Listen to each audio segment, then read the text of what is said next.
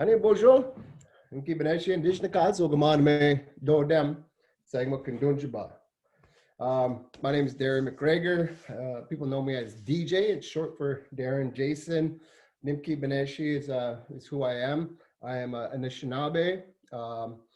My tribe of the Anishinaabe Nation is the Ojibwe. You know, there's Potawatomi, Odawa, Huron, all different tribes of the Anishinaabe Nation, and that's what tribe I am with, the Ojibwe tribe of the Anishinaabe Nation. We are located in the North Shore of Lake Huron. So we know the Great Lakes, Lake Ontario, Lake Huron, Lake Superior. So the North Shore of Lake Huron, there's Manitoulin Island, and Sagmook is right on that shoreline. And for us, you know, fishing has been a very, very important part of our life. It even dictated where we would live. It dictated our patterns of we hear that term, that hunter-gatherer. In the springtime, that's at the mouth of that Spanish River, and at the mouth of the Spanish River, it's pretty good fishing there. Wherever you go, you'll notice a lot of places it's pretty good fishing at the mouths of rivers. A lot of people like going in there because, like, I guess the water comes out. So traditionally, that dictate a lot of places where people live. You look at Mississauga First Nation, there's a river there. You look at a lot of First Nations where when we signed those treaties and the land we were choosing, a lot of them were by the mouths of rivers.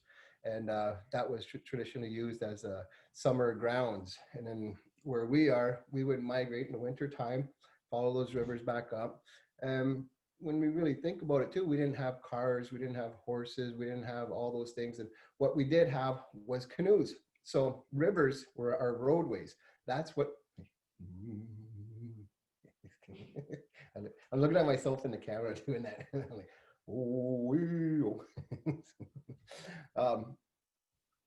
that's what dictated our means of transportation, is the rivers.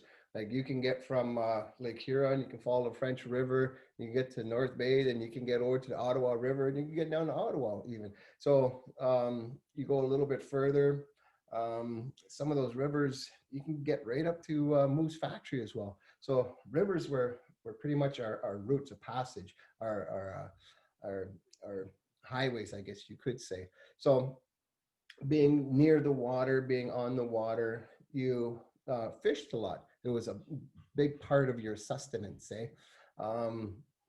What I always share with young ones is the importance of safety. Safety when you're fishing. Water is just that immense amount of energy.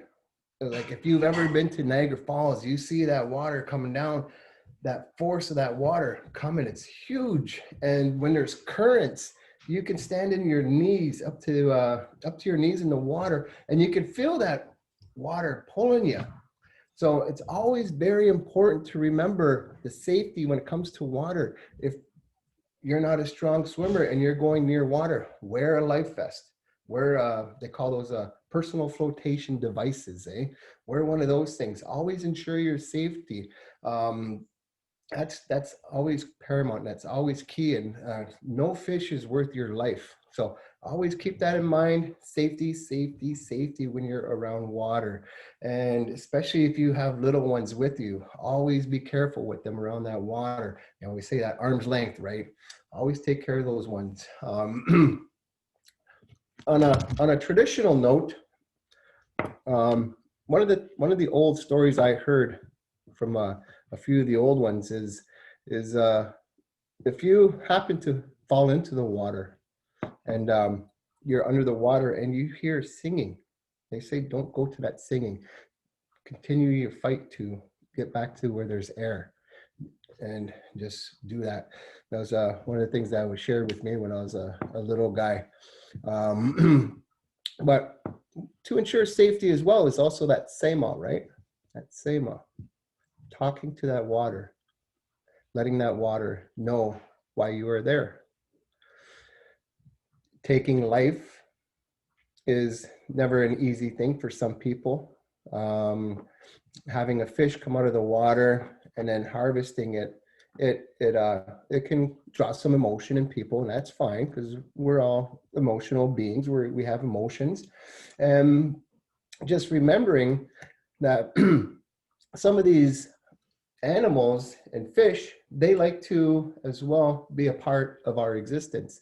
And when we go out harvesting moose and deer, and we honor those lives and we ask them to come be a part of our existence so that we can use them in ceremony, that we can help people with living life and having some nutritious food and being healthy. So some of these animals, they give up their lives to us in that way when we use that traditional tobacco, when we offer a sema. You would hear as well, what kind of tobacco should we use? If you can get grown tobacco without any pesticides, that's bomb. That's the key. That's the stuff you're looking for. That's the one that's not, I wouldn't say more powerful than the other, but it's adding that respect to your offering, right? Sometimes we're stuck in a bind and the only tobacco we can offer is from a cigarette. So you would take a little tip of that cigarette off and you would peel the paper off and you would have that sema in your hand and you'd offer it. You know, when it comes to offering tobacco, it's like you are talking with either the land or the animal. And when you offer that tobacco, you have now brought creator. So it's almost like a triangle, right? You and the other individual, now you brought in creator. So tobacco, we say it has its own way of being sacred, and it has its own way of doing what it needs to do. And when you have that belief in that tobacco, it enhances that tobacco offering, that prayer. We would say too, when you offer your tobacco, it's more than just putting tobacco in your hand and then putting it on the ground.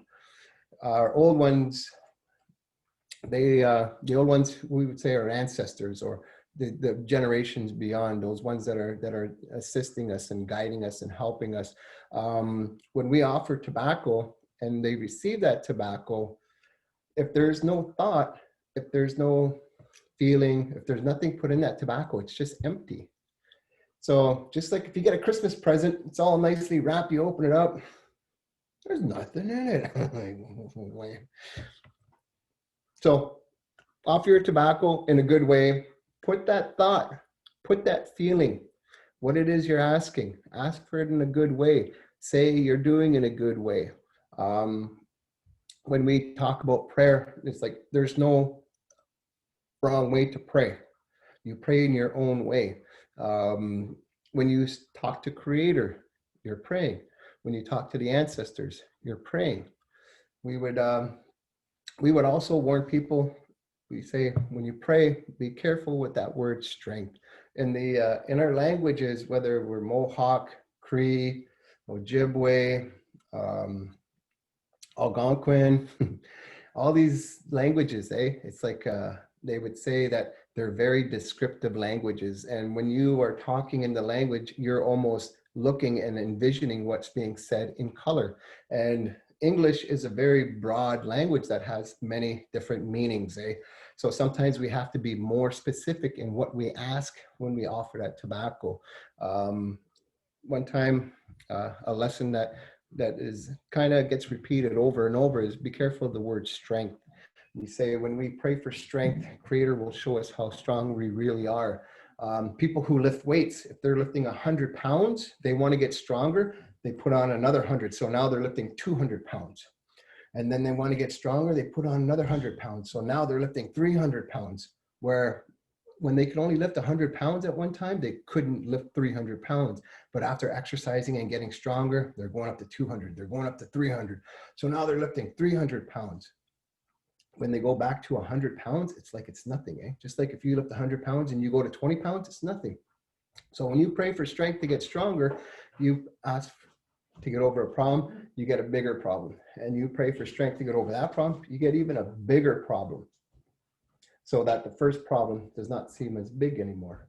So we always say, if you pray for that understanding, pray for that kindness, pray for clarity. Why is something going on? What do I need to learn from this? What is it that needs to be shown? What is it that I need to learn? So when we're offering that tobacco to that water, we're looking for that safety. We're asking permission to harvest a living being, that fish. Some of you may have watched a series called Alone, where they would spend 30 days in a bush, and they would have maybe one moose, and they'd have to live off that moose for 30 days with 3 people. And throughout that episode, people were not living very good, even though they had a whole moose to eat, because there was not enough fat. Now, we know fat to be kind of like it. We use it to fuel ourselves. Some people use carbohydrates; it fuels them. Fats. My wife, she's on a keto diet. She can explain all this stuff about fat. Hey, honey. Yes. So people use fat as a fuel. So those ones who were in that bush for 30 days with just the moose, they didn't have much fat. They were just eating protein, and the fat was like they know it as an essential part of your diet.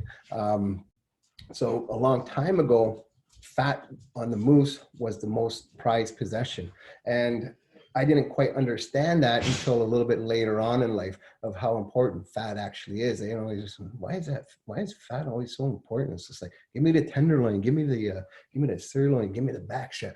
But well, nowadays it's not the same. But fat was one of the prized possession. And gigon is how we would say fish in our language. Gigon. It has a good amount of fat on there. So if you had a good diet and you needed that fat, there's that good fat that's in that fish. And my wife says I'm a good fat too.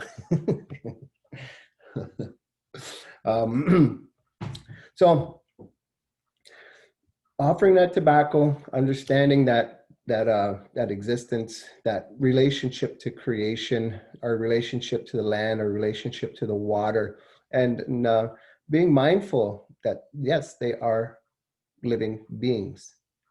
In the language, we understand things as animate and inanimate. For us, in the Anishinaabe language, saying we would say is like "Guapmazid Babwin." You see that chair? Gi is you, Wabmazid is Pabwin, or is si, and Pabwin is chair. Gi Wabmazid Pabwin. You see the chair. And if we were to say something like an eagle, it would be like Gi Wabma Migaze. So Gi is you, Wabma is saying something that's animate.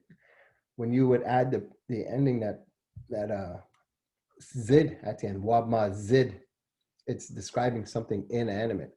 And Pabwin is a chair, which is inanimate. An eagle is an animate being. It has spirit. Gi Wabma Migaze. So that's the way we would speak, and that's the way we understood life, with the trees, with the plants, with the animals. It was an animate, inanimate language. So we always respected those animate creatures, those animate beings.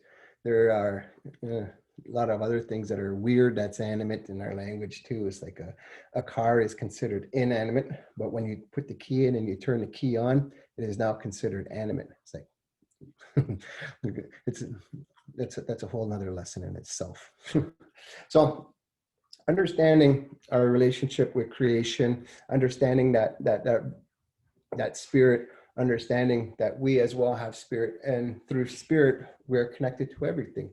If we hear stories about how bees, if they're to be extinct off the planet, then the planet could die. There's just that knowing that everything in creation still lives the way Creator instructed them to. Whether it's a mosquito or a black fly, they pollinate, they blueberries, they do all their jobs, keeping everything in the bush alive, and that's what Creator told them to do. You see a deer, and that deer is doing deer things. That deer still lives the way Creator instructed them to. Moose, even those fish, fish in the waters, they all have their jobs. They clean the waters. Beavers, turtles, everything in creation lives the way Creator instructed them to.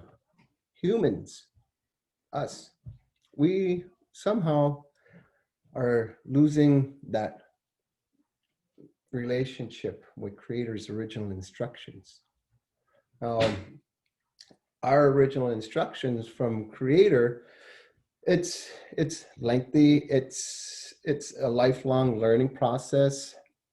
When we talk about those 7 grandfather teachings,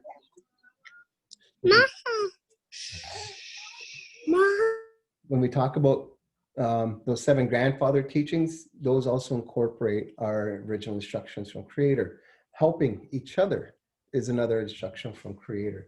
Living that good life is living the way Creator instructed us to. Taking care of the land, taking care of the water, ensuring that 7 generations down the line, that this planet is still the way we came into this world. So I remember as a little kid, I can go swimming in the waters and even drink water from the lake.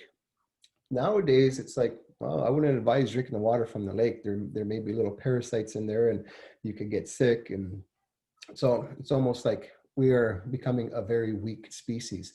We're not living the way we should. Our stuff's always clean. We need to build immunity. When they say drink chaga tea, drink cedar tea, drink all those teas all the time, not just once. 1 cup is not going to build your immunity. 1 cup every day for a year will build your immunity. So harvesting those medicines in that good way. Ensuring your diet is in a good way. They would say food is also like medicine. You put good food inside you, you're going to get good results. You put junk food in you, you're going to get junky results and chunky results. So when we look at that Gigon, we look at it as something that's good. When we have ceremony and we have our traditional foods, we always incorporate that gigo, that fish. That fish is always a part of that spirit plate. It's always a part of that traditional that ceremony food. And as well, whether it's corn or wild game, moose or bird like partridge or all those other ones, and rabbits, but fish is always a big part of that. And in some of the ceremonies too, drinking that fish broth is a way to break fasts. It's a way to break some ceremonies. That fish broth is looked at as something that's healthy, that can assist in those ceremonies. I remember in our area we have a lot of fish, and when I started getting into the culture a lot, I learned that I was Fish Clan. And when I found out I was Fish Clan, I was a little bit sad. I was like, oh no, that means I can't fish because I can't take, in the clan system, if you're a wolf clan, you can't kill wolves. If you're a bear clan, you can't kill bear. And if you're a deer clan, you can't kill deer. And me being Fish Clan, I couldn't kill fish. So I was like, I can't fish no more. And being in a clan system, you cannot eat your clan. If you're a deer clan, you can't eat deer. If you're elk, you can't eat elk. Bear clan can't eat bear. So Fish Clan, I was like, oh, I can't even eat fish no more. I was like, oh man. And then again, like when things arise and we have questions, we go seek advice. We go seek knowledge from our traditional peoples. We go seek that knowledge that sometimes we have questions, because to get an answer, you have to ask the right questions. If you ask the wrong questions, you're going to get the wrong answers. So sometimes our answers are in our questions. So for me, I'm like, okay, now Deer clan in our clan system is the chief clan of all the hoofs. So whether it's moose, whether it's elk, even goats. And so if somebody was elk clan and they were a subclan of the deer, were they allowed to eat the hoof clan?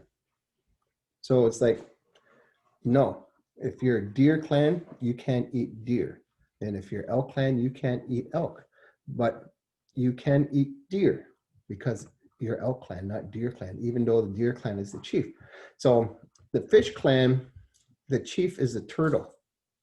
And fish clan or subclans, you have sturgeon, you have pike, you have maybe whitefish. So me being sturgeon clan, I wasn't allowed to kill sturgeon or eat sturgeon.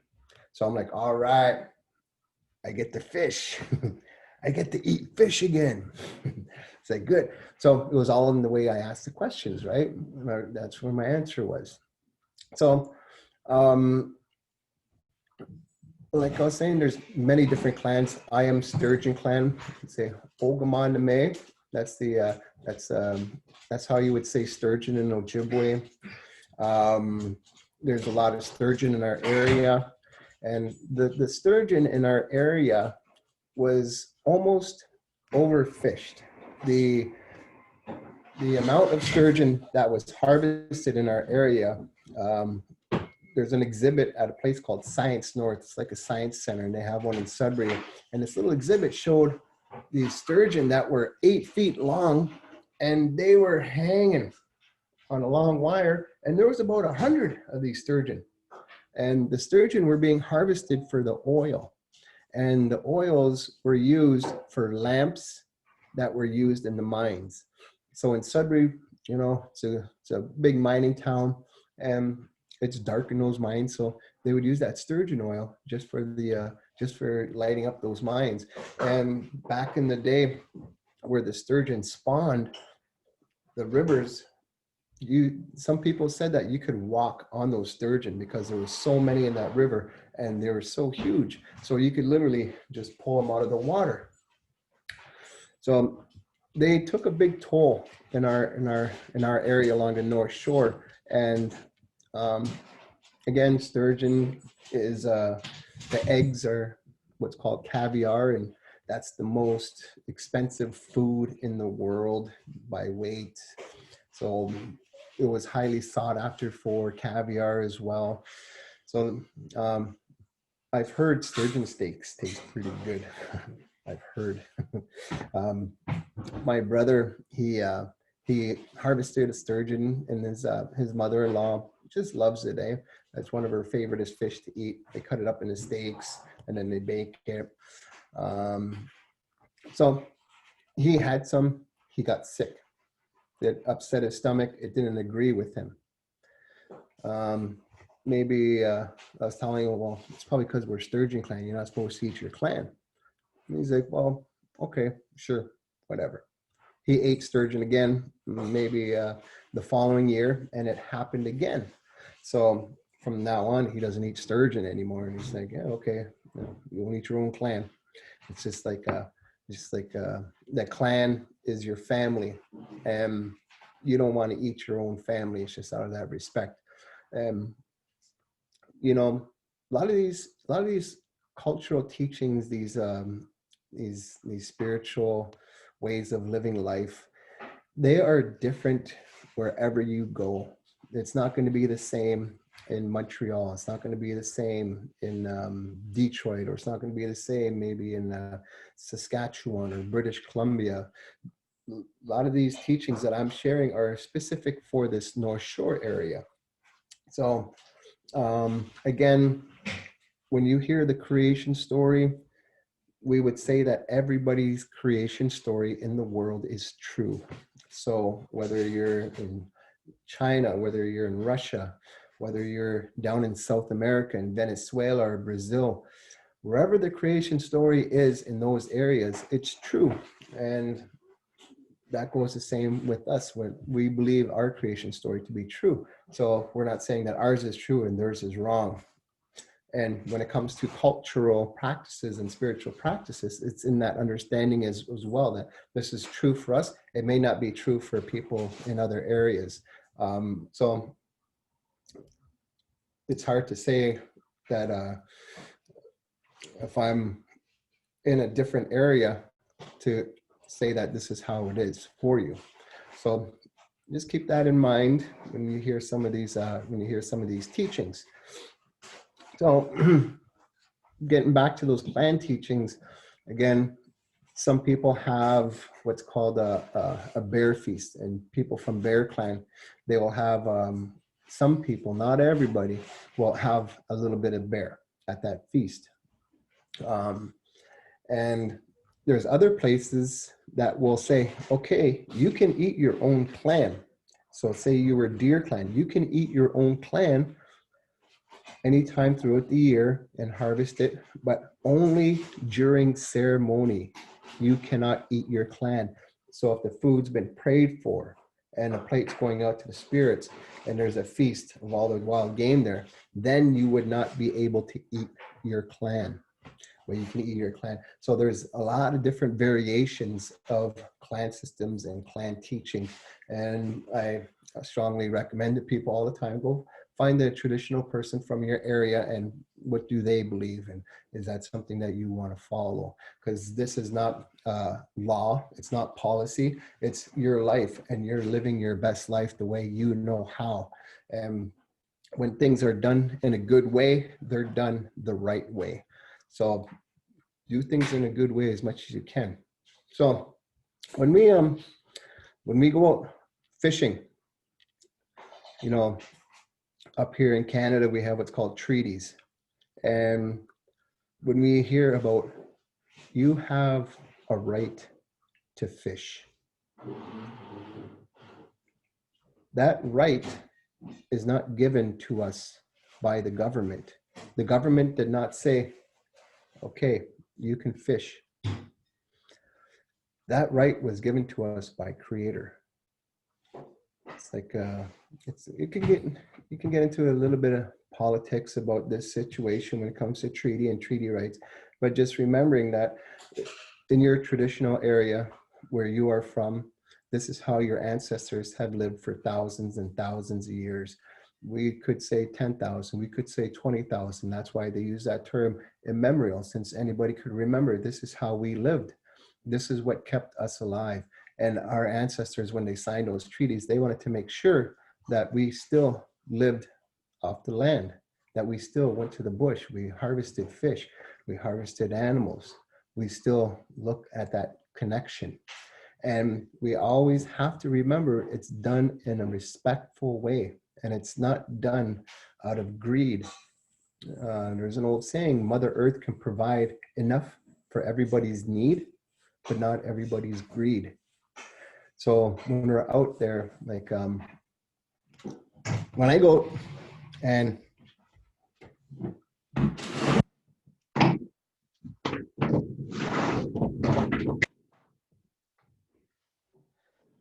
go use this, I don't know if you could see that. This is a gill net. And I'm not out there every day. Now, gill nets, they're it's a way to get yourself some fish. And there's different sizes, eh? They call it they say, do you want a 4-inch mesh or a 3-inch mesh? So when you get and you squeeze that square straight and then you measure it, that's 4 inches there. Some are 3 1/4, some are 3 1/2, some are 3. And different size mesh would catch different size fish. So I like using myself a 4-inch mesh, because when I use the 3 1/2 inch, the smaller squares, they tend to catch like smaller fish like rock bass and sunfish, and they get all tangled, and it's kind of hard cleaning them out of the net. So a gill net, there's several different ways of using the gill net. I see this question. I got a little piece of paper here and a pen.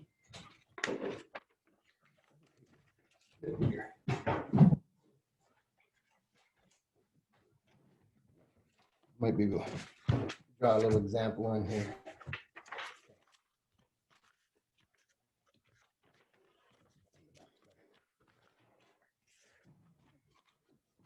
I think I'm gonna. Babe, is there a magic marker over there, or a? Yeah. Yeah. Well, yeah. 1 second, just give me.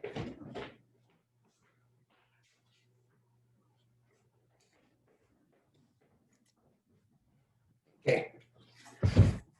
It's kind of hard setting a gill net without a boat. It can be done, but it's a little bit tricky. With a boat, it's a lot easier and a lot faster. So we'll say, here's the land. That black line is considered the land. And some people will tie off the gill net on shore and then run it along lengthwise. You're probably gonna come out maybe 10 feet deep, maybe 20 feet, and get out to about 20 feet and then run it across. Some people tie their net off and then go straight out in the water that way. And some people will say, here's the land again. Here's 20 feet deep here. They'll put their net in the water and then they'll run it along the water that way. So many different ways, many different methods. And some people, if they're going after whitefish, they'll go set maybe 25, 30 feet. And some people who are going after pike, they'll probably go like 10 feet. So it all depends on the species as well. So what I usually do is right where my net ends, there's a piece of string that holds them both together. The sinker is on the bottom that'll hold the net down, and then there's a bobber that keeps the net up. And then there's a string. So people tie an anchor to one side, and then they back their boat up, and then they guide the net out into the water. And then when your net's at the very other end, again, you would tie your string to a sinker, like a big rock or anchor, big metal anchor. And then you would pull your line so it would straighten up and tighten up.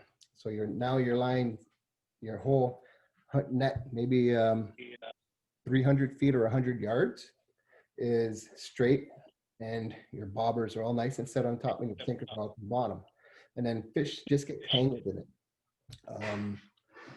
One thing to remember is like, you can't leave your net in the water too long, because the fish, because their gills are now closed, they're going to die because you can't breathe anymore.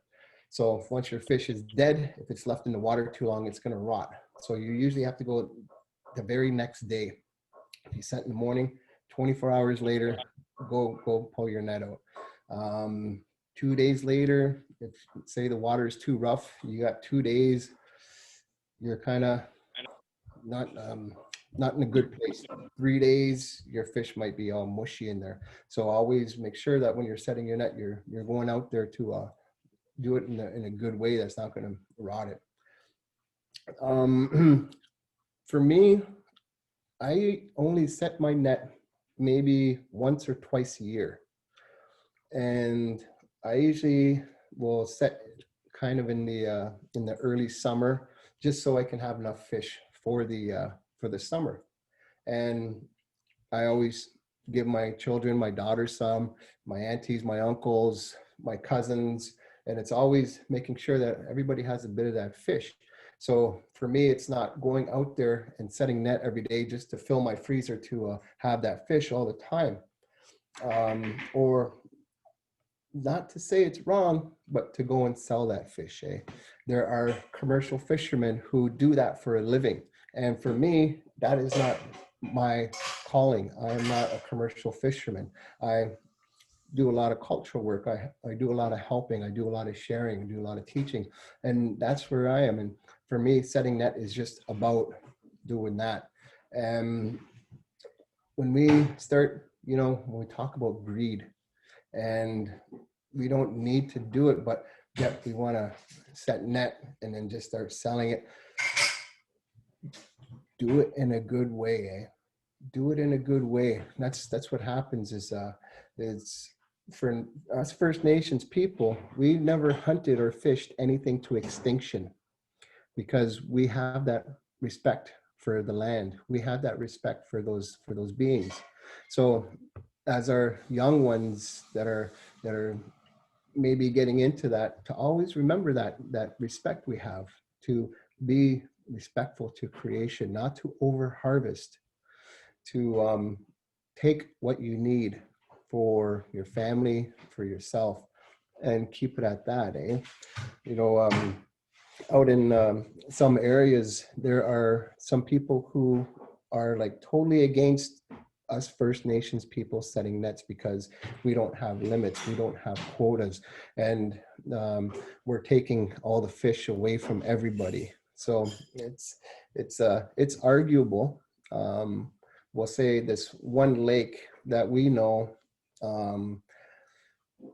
one of my non-native friends, they have a limit of 4 fish a day, 3 slot size, and slot size is like between 12 inches and 18 inches.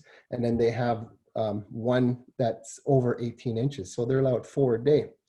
So this one guy, he goes up to this one lake where it's like awesome fishing, and he brings his son and his friends with him, and his son brings his friend. So the 4 of them catch their limit every day, 4, 8, 12, 16. And they're up there for 10 days straight. So they're catching 160 fish out of this lake. The most fish I ever caught in my net was 30. Yeah, I'd say that's the most. And I've never had more than 30 at that. Sometimes it's 15, 12, 10. And it's nothing where I'm like 160 in a week. So it's debatable about First Nations setting net. Like I was saying, that right is not given to us by the government. That right was given to us by Creator, and it's up to us to do it in a respectful way that ensures those 7 grandfather, or those that make sure that there's going to be some for the 7 generations down the line. If it's a small lake, leave it alone, Go in there with your fishing rod, take a couple out. Don't go in there with a net and take all of them out. If it's a big lake, and you know that you're not going to be able to fish for a little while, go use your net. But just always being mindful and always being respectful, because there's so much negativity for First Nations setting net. Again, like I said, I only do it once or twice a year. I don't have time to do it. And if I did have time to do it, I'd probably do it maybe 3 or 4 times, because like that 30 fish that I get, it's gone within 2 weeks. Like, I'll save a few more bags for later on. So we usually save them for when we do ceremony. We do feasts or sweats, or some community members, they have a feast for their families who might have passed on. So we will give them fish. So always doing it in that good way, remembering why you're doing it. So does that answer the question? Was that, I can't read that much. Maybe I'll put my glasses on here. Yeah, it was from Willow. Willow, okay. Did that answer your net? Thanks for answering my question. Okay, yeah. I know a lot of people, they like going out to see how the net is set and taking the fish out.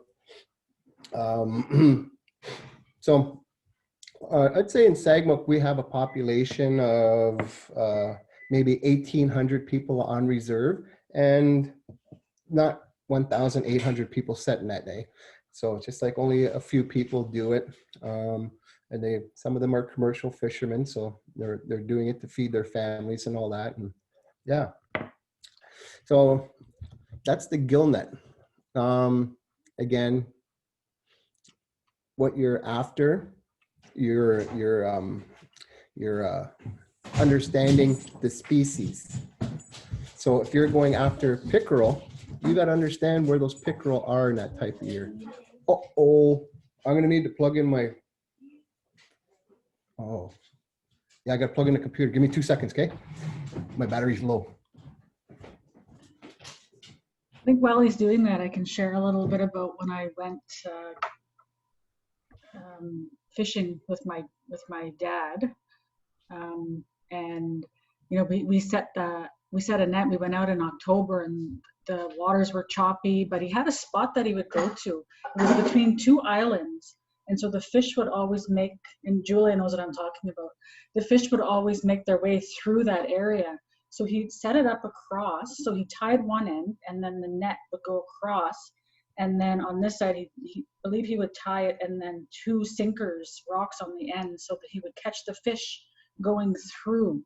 And so we set it one day, and then the next day we would go out and get the fish, and then it would kind of roll up with the boat. Not roll up with the boat.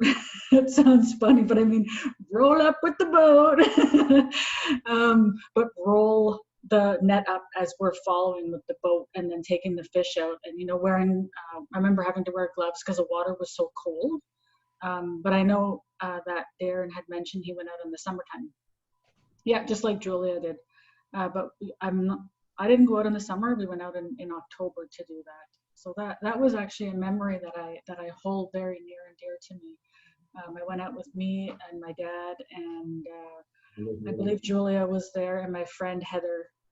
We all went out, and when we came back, Julia and my dad filleted all the fish, because Julia was taught by my dad how to do that. So she's a fish filleter. It's pretty cool. Yeah. And for myself, I don't eat fish, so I don't normally go out and fish, because I don't eat it. But other people do, and you know, that eat fish, so it's wonderful. You know, it is our right given to us by the Creator, as Darren had mentioned. And I think he's ready. He's got himself some pop. And setting net isn't always fun either, because one time we set net and we had like 30 suckers in there, and there was like no pickerel or whitefish. And suckers are a very soft fish that nobody really eats. People are always like, ew, sucker, throw it back. So for years I was doing the same. I'm like, okay, suckers, they everybody gives them a bad rap. They're always like, it's gross. Nobody would eat it. And everybody I asked, I'm like, have you ever tried it? Have you ever like cleaned the sucker and then like fried it up and ate it to say ew? And you know, like everybody's like, nope, never tried it. So I'm like, I'm gonna try it one time. So then yeah, clean that sucker. I cleaned that sucker, and I ate it, and it wasn't gross. I was like, it was a bit soft. Yeah, it was kind of mushy, but it didn't have this gross taste that everybody kind of goes, ooh. And our old ones would always make sucker head soup. Cut the heads off the sucker, boil it with some onions, and then you just eat it like that, eh? Yeah, setting net is like, it's like as fun as it can be. Sometimes it's not fun. Another time I set net and there was a strong current, and my net had all twisted up, and I had about 200 feet of net that I had to untangle and then twist. And I was like, oh my God, I think I spent about 6 hours untangling it and fighting with it and almost throwing it in the garbage. Where we usually get our nets is a place called fishingnet.ca, and it's just like you can get a brand new net for about $120 and plus shipping another $30. So you can get a net for about $150 and just setting it up. But the one thing to remember too is like, if you do not have a status card and you're out of your treaty area, you can get in a lot of trouble setting it. So be very cautious and know what you're doing, know your rights, know what you can and can't do. So just keep that as a word of caution. And like we're saying be safe all the time, because it's like if you're out there and the waves are choppy and you're leaning over a boat, it can be dangerous as well. Another way we fish too is the old way. I've never done it, but I intend to do it sometime too. It's called a fish weir. So I would say nets are a traditional form of fishing. It was there was homemade twine and the roots like the white spruce, and you would make your own net out of that twine, and you can use it in the water to get your fish. So nets have always been a traditional form of fishing for us First Nations. So another way is like, say, here's the shore. Here's the shore again. I'm a good artist, me, eh? There's called fish weirs. So you can pile rocks.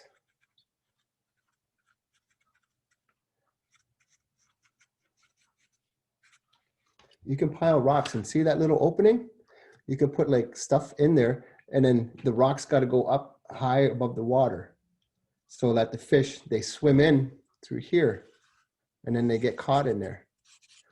So you can pile rocks up in that formation that kind of looks like a heart, and then it leaves a little opening for that fish to swim in. Then they're stuck in there. You can even do a double one. So they can make sure they're surely caught. And another way to do it as well is with sticks, like putting your sticks like a little cage. And then, so these, instead of rocks coming up out of the water, they're just sticks all stuck in the ground.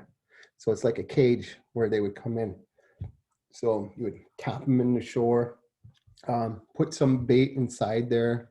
And that's another traditional way that you can do fishing. So if you're ever stuck in the bush and you need to get fish, you have no net, you have no hook, make yourself that fishing weir, put those poles in the ground, get those fish trapped in there. But you have to make sure that it's curved like that, because they won't, when it's curved, they're stuck inside there. They can't find that way to get back out. Another way, traditional way of getting fish is using a spear. Usually done with sticks. Sometimes the sticks were drawing here. We're gonna need those drawings after so we can put them on our Facebook page. Okay, I'll autograph them too. They kind of look like Isaac Murdoch's doodles.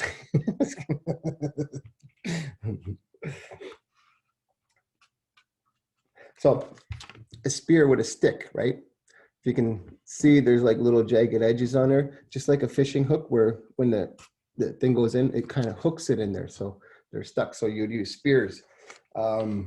What's very unique about pickerel, and we would say oga, is their eyes light up at night. So if you have a flashlight and you look in the water, just like how you would see a deer with its eyes lit up, those pickerel do the same. You can see their eyes glowing in the water.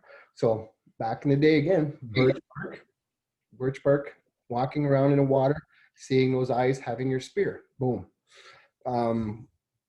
Nowadays, we use flashlights instead of birch bark, and we started using more spears that are more endurable, that will last, because like when you spear a rock, you're going to lose your edge on your spear. So we started using metal. So I'll show you one of the spears I use.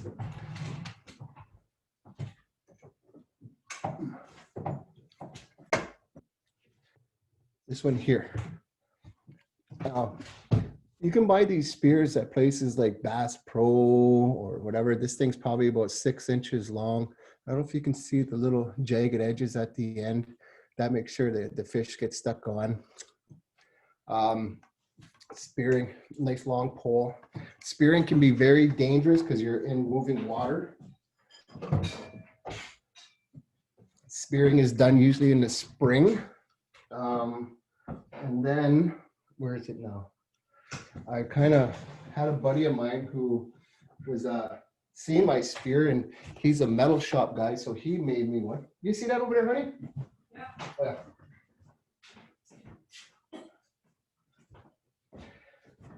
So he decided that he wanted to make me a spear that's more durable than that small one. And this is what he made me. It's like, it's a monster spear. I can go spear whales, I think, with this one. So it's like aluminum. I just put it on a pole, and that's what's, it's like a little bit wider than just like a fork. And it helps. It's a little bit easier using this spear getting them. There's when we spear pickerel, they're usually spawning. And what spawning means is like fish will go up the stream, and when they get to the area they spawn, the females release their eggs, and their eggs get caught on the rocks. And when those little eggs are on the rocks, the male will come over and release their sperm, and it what's that word? Incubates? No, fertilizes. Yeah, that's the way. Fertilizes the eggs, and then they start growing into little fish fries, and they start getting bigger and bigger. So the old ones, when they would go spearing these pickerel during the spawning season, they had these containers, these birch bark containers, where if the females had eggs, they would put all the eggs in that container, and then the males with their milk, they catch all that, and then they would mix them together and then pour it in the water. There are a lot of people who also won't agree that spearing pickerel during the spawning season is any good at all, because they have eggs and they're procreating. Again, like, this is something our ancestors have done for thousands of years, and it's done in a respectful way. We're not going out there and cleaning out the whole lake or cleaning out the whole spawning area. We're going in there just taking a couple that we need, that we would use for ceremony, or we wanted to feed our families. So, So what I'm hearing is that you are a spiritual Aquaman. Yeah. What's that? You're spiritual Aquaman. Oh yeah, with my spear. Yeah, I like it. Sometimes we're going out there around midnight, and we're spearing till 3 or 4 in the morning, and we're not getting home till like 5 or 6 in the morning sometimes. Some places you got to drive an hour, 2 hours, and you're always checking the temperature of the water, because like pickerel spawn in between 4 and 8 degrees. So you're bringing your little thermometer and you're checking. Sometimes you go back a week later and you missed it, right? Just like how smelt fishing is the same, right? You get your smelt net and you go and you check, and the smelt aren't there. They're not there. Then when they are there, then you can get some, right? So you're always, there's no specific day. Like, the seasons are always getting a little bit longer, getting a little bit shorter. So you always got to be on the ball with your knowledge of the seasons, the knowledge of the water, the temperatures. And like this one time, you think we went there and all the snow was gone and the fish were there. So the following year we went back when all the snow was gone, but there was no fish there. And then we're like, okay, so we went back the following year when there was a lot of snow on the ground and the fish were there.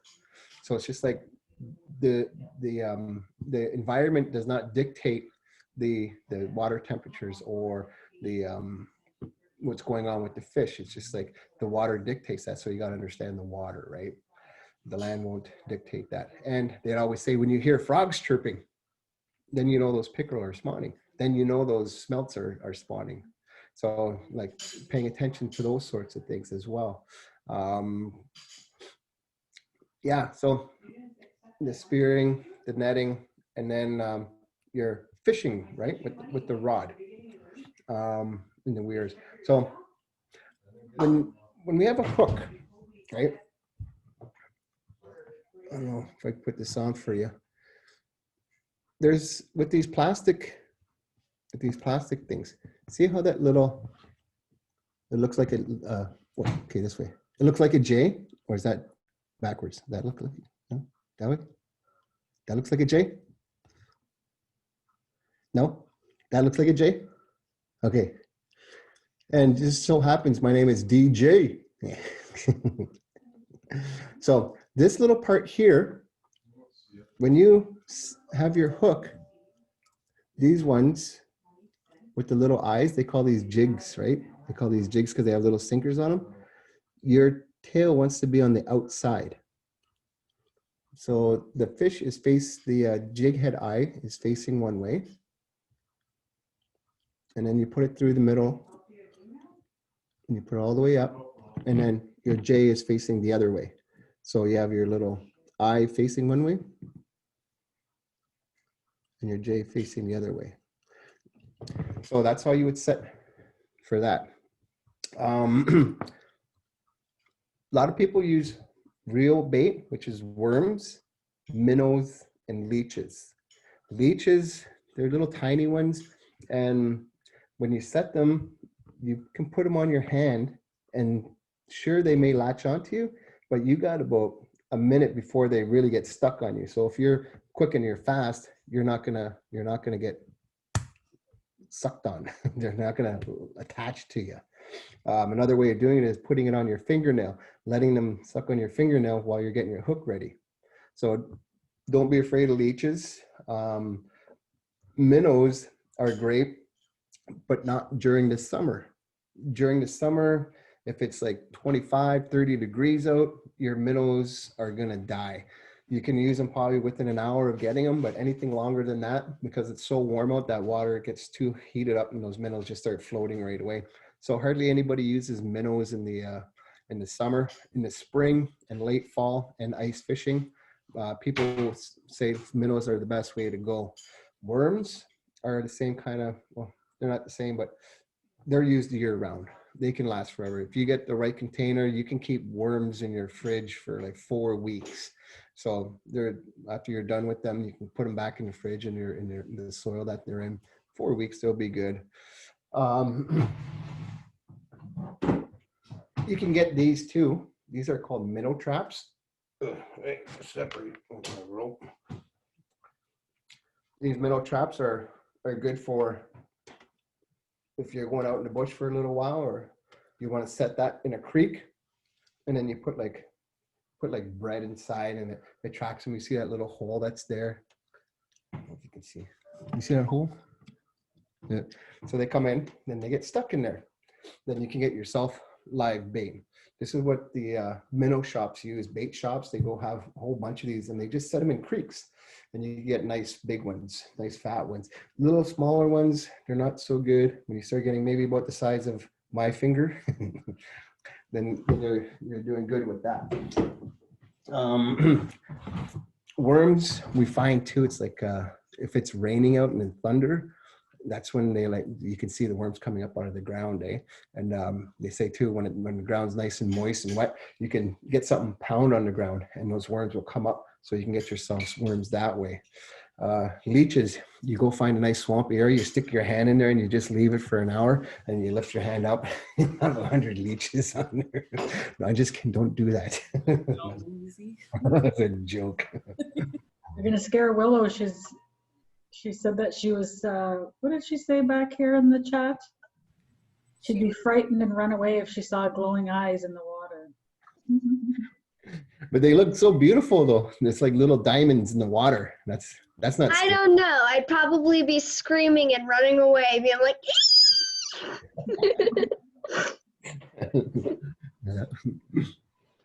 So, we're at about 1:15. I'm gonna show you how to clean a pickerel. There's other fish. There's like bass is pretty much cleaned the same way. Pike is very bony. Some people is it's the pickerel, or in America they call it walleye, or we call it walleye and they call it pickerel. And anyway, in the language we call it oga. So those are the ones that glow at night, and those are the ones we go with spearing. And I would say in our area in the North Shore, we're looking at late April, early May. Around that time is when they spawn. And yeah, it's a lot of fun and very tiring. Okay, pickerel, bass, pretty much are the same. A lot of people, they like pike, and a lot of people do not like pike just because there are a lot of bones in pike. And when you're eating, you're constantly picking bones out. So cleaning pike is a little bit challenging. There's many different methods of deboning it, making a boneless fillet. And for me, yeah, it's just like, I don't mind pike because I don't mind the bones. I can just chew them and eat them. I just chew on it a lot longer. There is some fish out there called trout that you can just bake. And after it's baked, you can just peel the bones out. There will be no bones after you bake it. You can just lift it out just like a Flintstone fish where you just see the ribs and the fish bones in there. And another thing that we've done is that I don't really advise people doing is there's these little tiny speckled trout. They only grow up to about a pound or 2 pounds, and most times they're like a 3/4 of a pound. And we've eaten those fish whole, head and all. And like you really got to chew on it. It's just that sometimes those bones are just rich with calcium, and they can provide a lot of nutrients. But just yeah, I would advise doing it. But if you ever want to try it sometime, just make sure it's a really tiny one. Okay. We're going to clean this fish, and then we're going to cook it and we'll eat it. Okay. I mean, I'll eat it. Okay. While Darren's setting up, I just wanted to see if our elder Neil might want to share some teachings or maybe some thoughts with us, maybe some experiences he's had while he was fishing. Mr. Monig.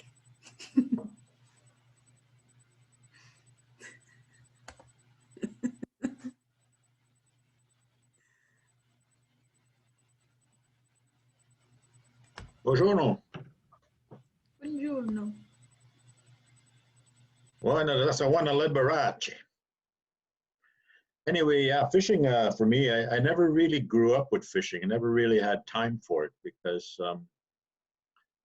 that's one thing that living on an island here and kind of locked in with different things. We would have been probably doing a lot of fishing, but I did some. But I had to use my mom's thread, black thread, and just tie a needle to it and get some heavy things to weigh the line down, and we just use worms. And we had a good time with that. We used to catch rock bass, sunfish, and of course bass. And what we did was drop line. And I figured it was a lot easier for drop line because you're sitting on the side of a boat.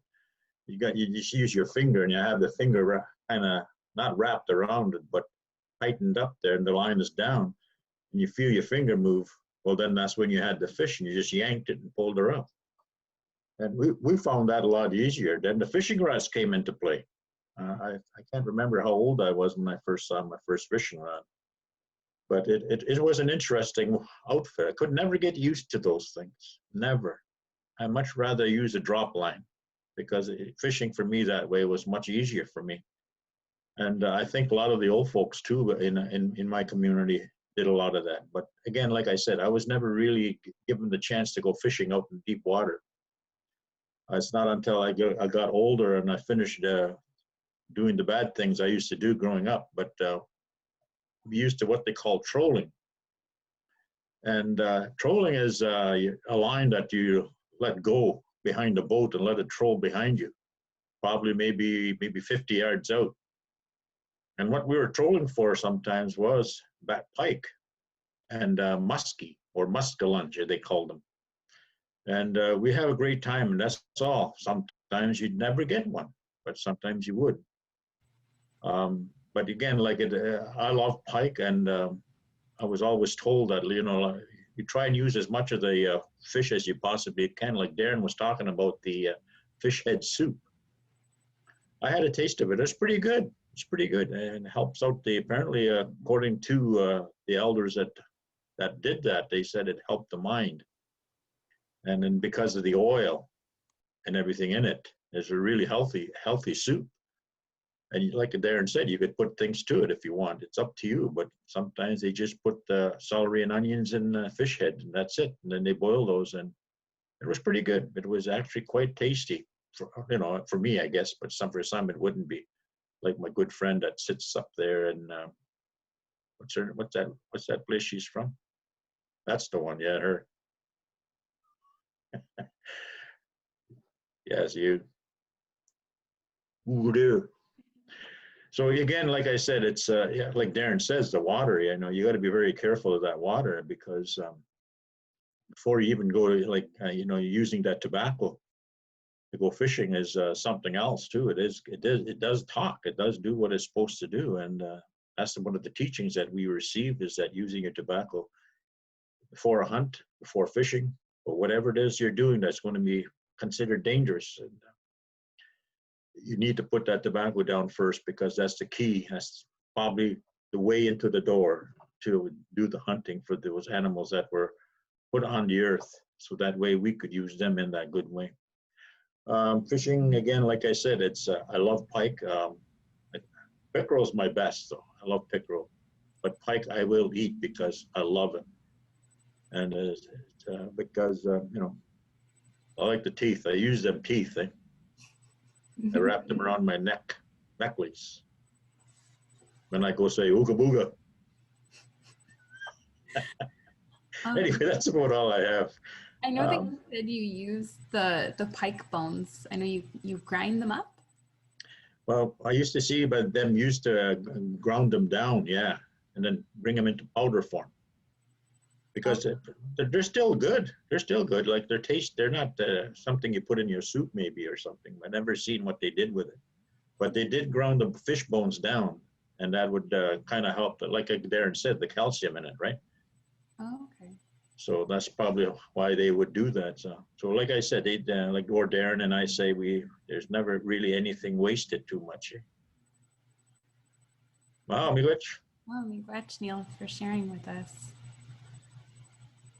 I think that's Thank you for letting me talk. It makes me think of my dogs because we use eggshells to provide that extra calcium in their diet. So we dry them and grind them up, and we just sprinkle it on top of their food. I would assume that it's kind of the same, you know, just sprinkling it on top of other foods that may not have the nutrients that you're looking for.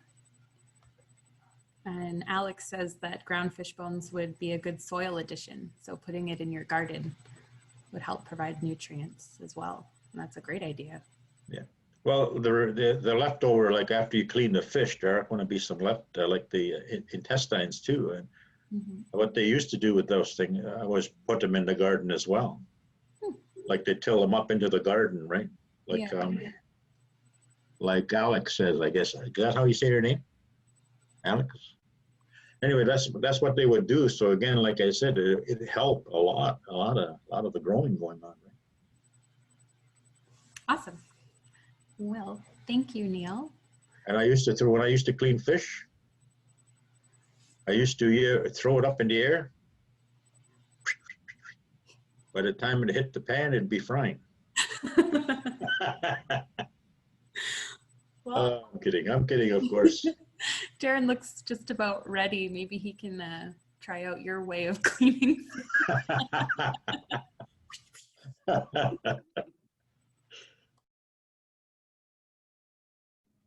All righty. Okay. Fishing essentials, I guess, for your tackle box. Always have a clean and very sharp fillet knife. When you're cleaning your fish, your knife always has to be sharp. So even just including a knife sharpener in your fish bag. So you're cleaning your fish, you always keep it sharp.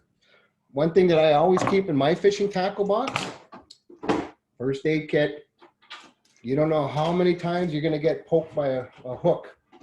So keeping Band-Aids on you. Even when you have a really sharp knife, always have a nice little thing on you.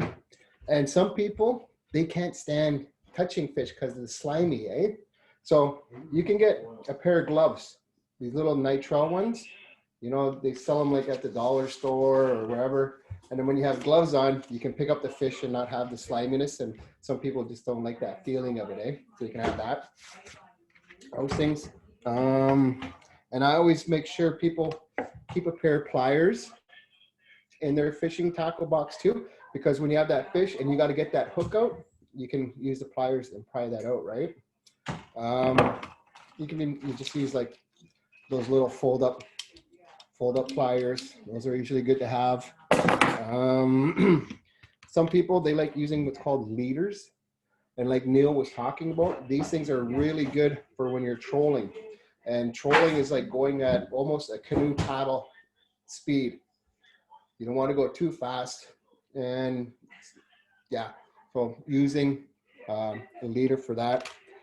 There's lots of different hooks out there. There's like spoons that you can use. These are good for like walleye and pike and bass. And bass really like these kinds here. They're called like these ones are specifically designed for bass. Is they're weedless ones, because bass like going where it's weeds, where there's a lot of weeds. You can find bass in there usually. Not all the time, but majority of the time, bass are in weeds. So these ones are called weedless ones. So you can use that in weeds. This right here is like a little toenail clipper. So when you're done tying your hook on, you can trim it. And when you're ice fishing, you tend to use a lot of these. People use these a lot, these little jigs, they call them. And if you can see where the jig is, there's still paint on the little circle. So when you have paint on there, this one is a Rapala. It's like a little fishing thing. It has a little tiny knife on it. And has a little tiny knife on it. And it also has this little hook on there. And that hook is there for cleaning out your little hole in the eye. So you can put your line through, and it cleans it out. I always keep a fire starter with mine, just in case, you know, you're out. It's good to have a fire starter, safety. And there's like a plethora of different styles of lures out there. You can watch fishing shows and they sell these like crazy. They want to tell you to buy these ones. They're all the best. I tend not to try to buy them as much. I like to use live bait as much as I can, which is better for me anyways. And then you have these little things called swivel heads. And these swivels, they help you when you're pulling in your line. They swivel, and when it's swiveling, it kind of makes movement for your bait, and it catches the eye of the fish. Ow. Did it a bit too hard. Look, there's a teeth mark on my fingers. Getting too excited here. So swivel heads, tie that on. There are many different ways to tie a fishing rod or a fishing line. I'm going to show you one way of tying a line. Okay. So this is just regular rope, it's not fishing lining. So say here's your eye hook. You thread it just like you would. And when it's going around, this is the easiest way I've ever found. I twist it around about 8 times. Just moving that line around that. See, it's creating a little twist. So all it's doing is just spinning the one line around and around. And then where my hook was, there's like a little, spin it around. Where the hook is, there's a little loop at the end. So I put my line through that loop. And then I tighten it up.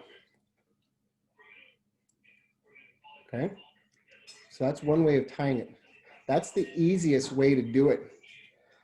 It's not the only way. There are many different ways to tie a fishing line.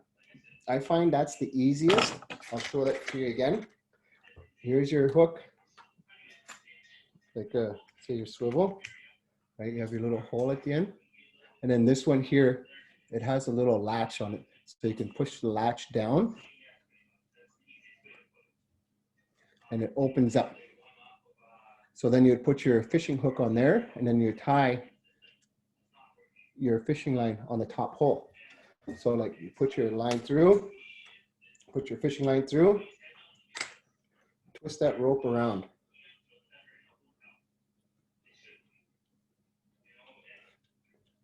Get your line through that bottom hole there, your fishing hook, like that, and then pull it together.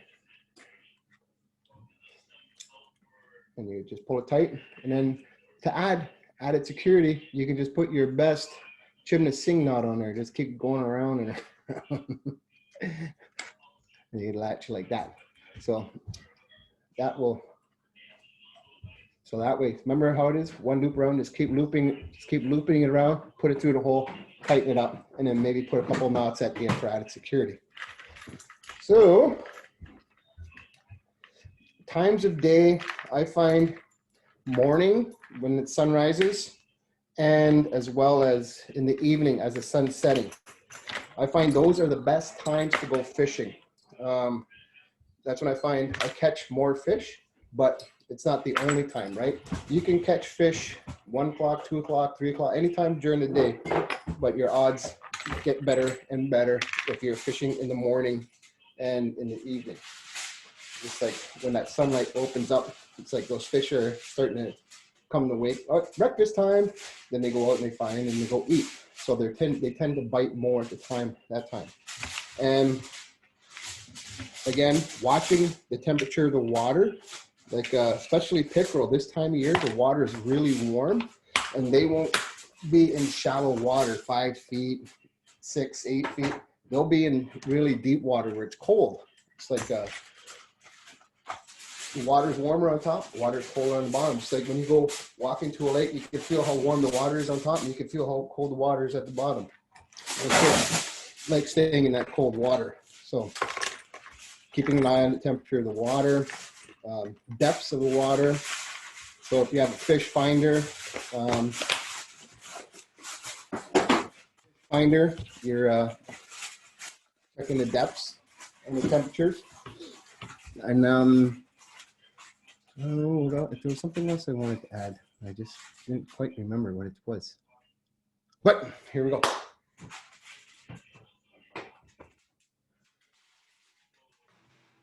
This one here is a pickerel.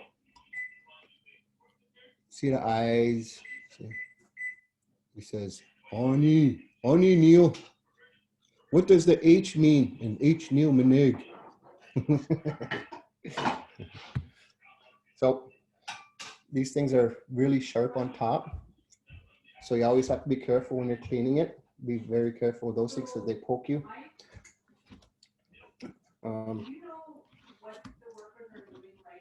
I just about fell off my chair laughing when I saw the fish go, and you. Okay. So on a pickerel, walleye, oga, what I want to do is I want to start from the top right up here, and I want to come down on the side. So there's fins on the bottom that I'm trying to avoid, and another fin at the bottom I'm trying to avoid. So I'm going to go from an angle here, and then see where this is here? There's like a spine right down the middle. That is the spine. And inside, when I go down, I'll open up. Let's see.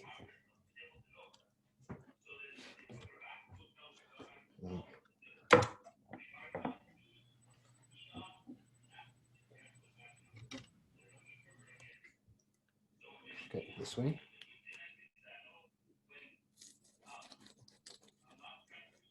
Okay. So can you see that meat that's in there? And there's a spine right where the spine is. That's how far I went down to where that spine is. And then I'm going to go down the spine now.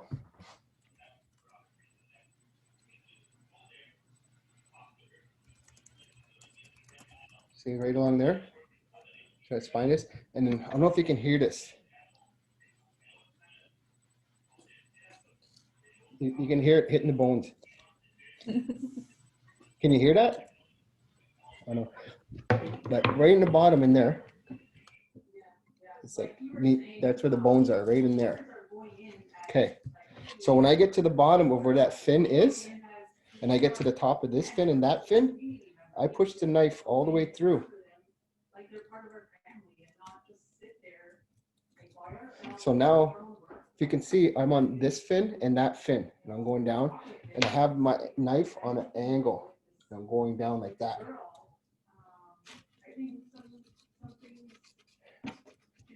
So when I get to the tail, I stop. So now, again here, right there. And then the bones, they curve. It's like a rib cage, right? It's like a rib cage. So the bones are gonna go down like that. They're gonna be curved. They're gonna be curved like that. So now I'm at that point, and I'm going in, kind of cut that part.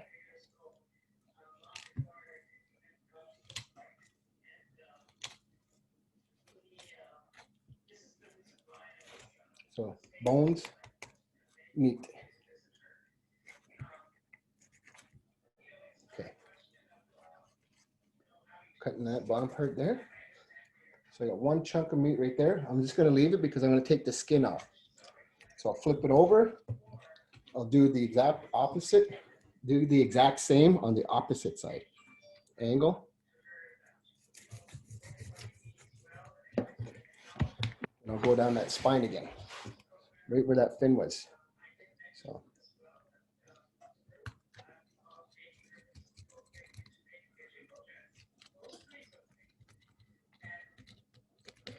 So I'm at this fin again, and I'm at that fin. So I'm going down till I hit the rib cage. I can hear the bones when I'm going down. Can you hear that? I'm at the bones there. I usually open this up.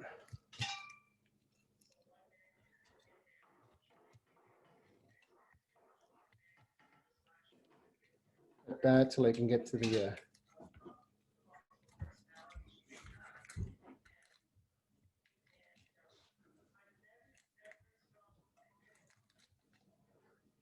and remember when I pushed the knife through from those two fins? Doing that again. And I'm just staying right along the middle, above the fins, along that, above the spine as well. So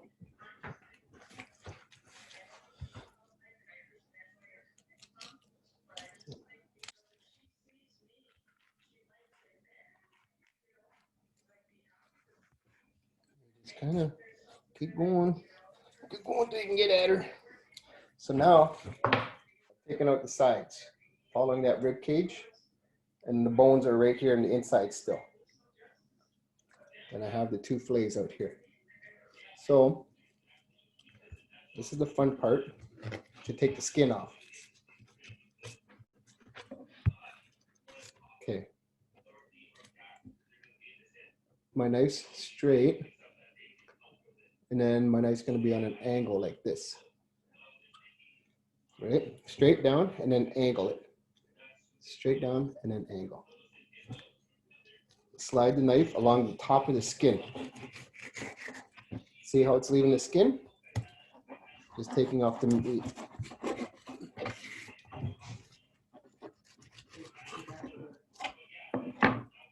So you have your boneless fillet, and you have nothing but the skin there. Again, on the other side, knife straight, down, turn it on an angle. Kind of just sawing it back and forth and pulling this. You can even just pull the fish and leave the knife straight.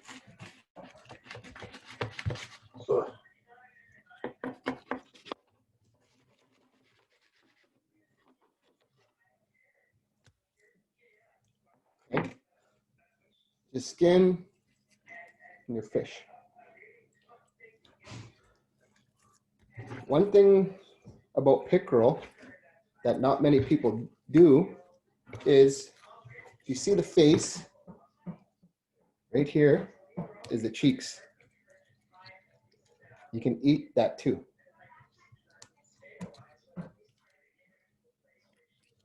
Pickerel cheeks. little piece of meat there. And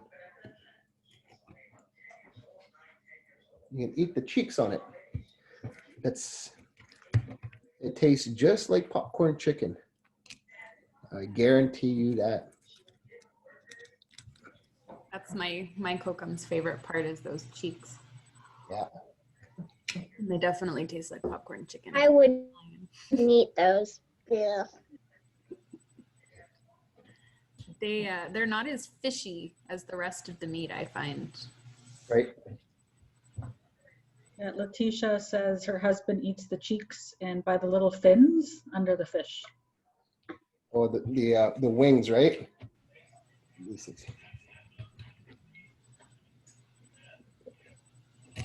Yeah. Oh, I heard that. See the wings here? People eat that as well. I'm gonna try that next time.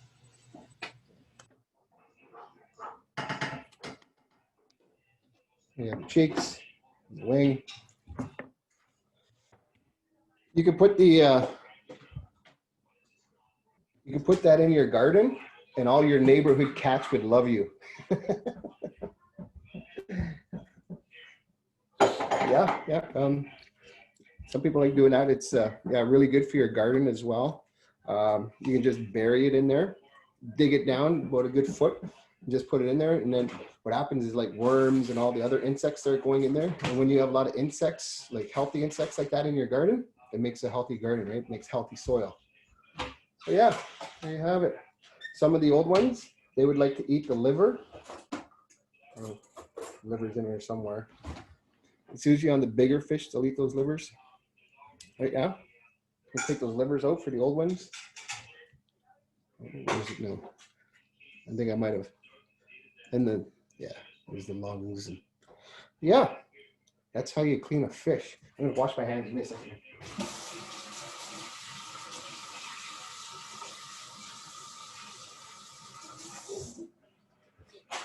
I like baking pickerel. I like putting it in tin foil, putting onions, a bit of popcorn dill seasoning, Colonel's popcorn dill seasoning, sprinkling that on, and fresh dill, and sliced lemon, and then baking it. That's also so good. Again, just frying it in flours away. Fish crisp, any kind of your favorite batter. You just soak it.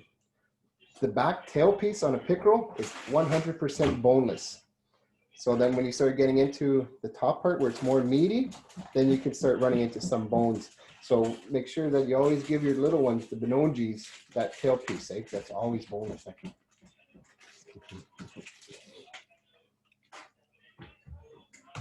Yeah. That's really cool. I've never seen a fish like that. Mm-hmm. Wings. Okay.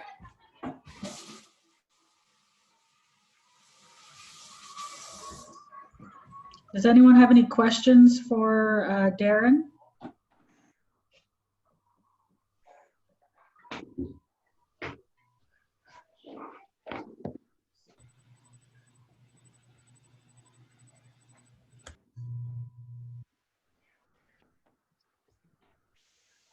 Have you ever heard of anyone eating the eyes? Yeah, I've heard that before, but I've never tried it. I think my mom said something about the eyes. In China, the head of the household eats the eyes of the fish. It's a very big delicacy in China. Yeah. Thanks, Willow. Yeah, you can boil everything on that fish too and have broth with it, eh? You can boil all that stuff in there. Yeah. You and Letitia are on the same wavelength. She just said the same thing. Could you make soup broth out of the remaining fish? Yeah. Yeah. I remember when you were there, Darren, you put my son on his fast. And when he came out of his fast, you had asked us to make fish broth for him. And we didn't want it to be tasteless. So we put a lot of seasoning in it. And we put too much pepper. Do you remember that? It was just like hot pepper fish water. And then Brayden here too. Do you remember your fish broth you had to take after your fast? Yeah.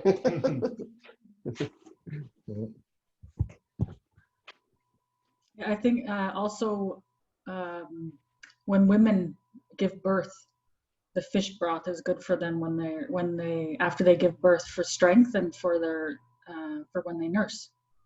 Mhm. And when you come into the spirit world, your very first lodge is your mother's womb. And for the first 9 months of your life, you're surrounded by water. You're in that little stack. You're surrounded by that water. So you have a strong connection with that water world, eh?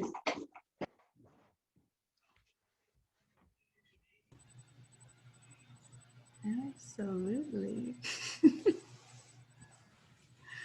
Awesome. Well, thank you so much, Darren, for all the knowledge that you shared with us today. I really enjoyed hearing all of the plan systems and, you know, the treaties using the land and all the different ways of fishing. I've only net fish and used a fishing line, so talking about digging down with those sticks, that was new. And the same with the spearing. I know that I met some Inuks from Kuujjuaq in Quebec, and they said that they use spears when they fish. They get into like almost what we use is like an ice hut, and they cut out like a square on the bottom of the floor, and they just lay there with their face in the hole, and they have their spear beside them right along with their eyes, and they just stay there until they see a fish in that little square. It talks Oh, about patience. yeah. Lots of patience. Letitia is saying, why do you give the men fish broth for their sweats? That when you're it was for a fast. It was for a fasting ceremony. And when your body is just deprived, you're not eating or drinking anything for 2 to 4 days, that fish broth is one of the first thing that goes through your body, and it rejuvenates and wakes everything up and gives your body a good shock, not like a toxic shock like if you're on pop or coffee or tea, but a good shock. You know, yeah, put your body back in a good place. All right. Regret. She said, Letitia says, I believe it sends a good shock. Good food is good medicine. Put that good medicine in your body. Absolutely. I just know that Willow wanted to show us her pictures while she was drawing while you were talking. It was a way for her to listen and learn. She just wanted to show everybody the pictures that you drew.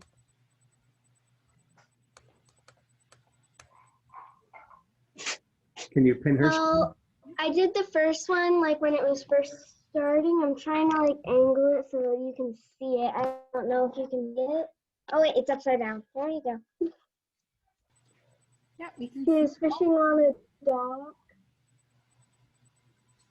with a bunch of plant life around her.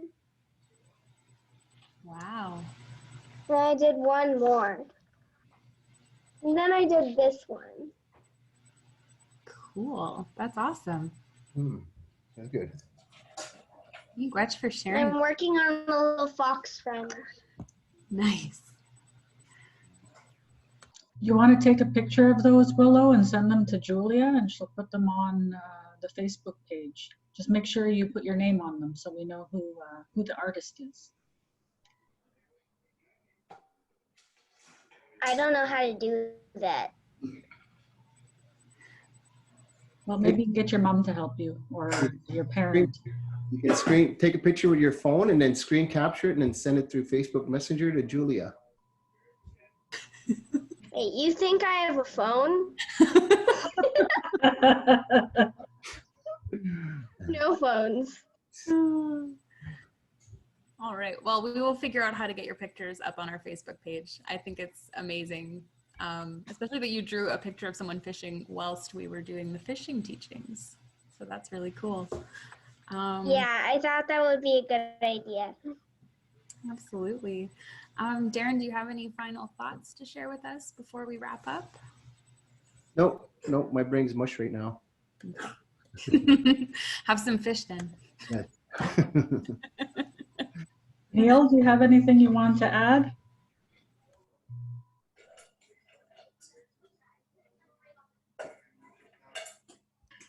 You're on mute.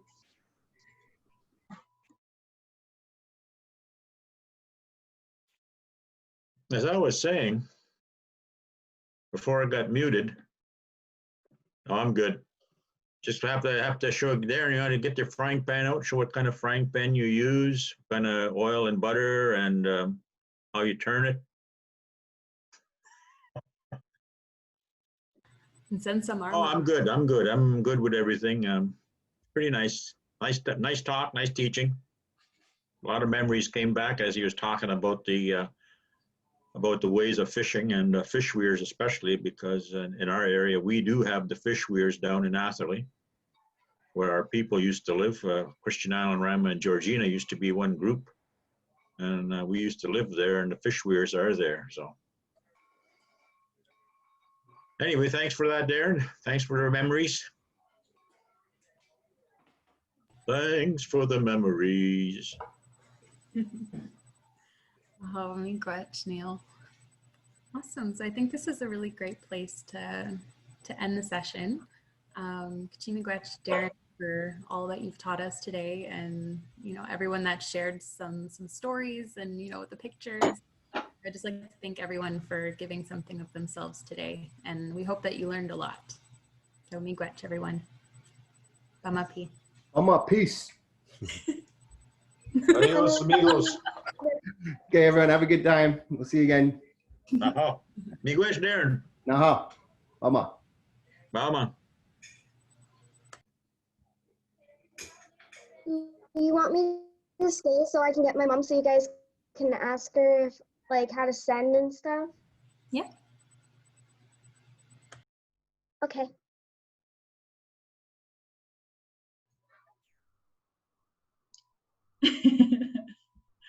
Just wait, Neil. I think we can debrief for about 5 minutes after.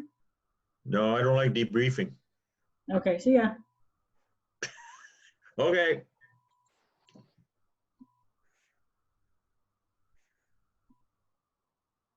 Oh, I keep forgetting to stop the recording.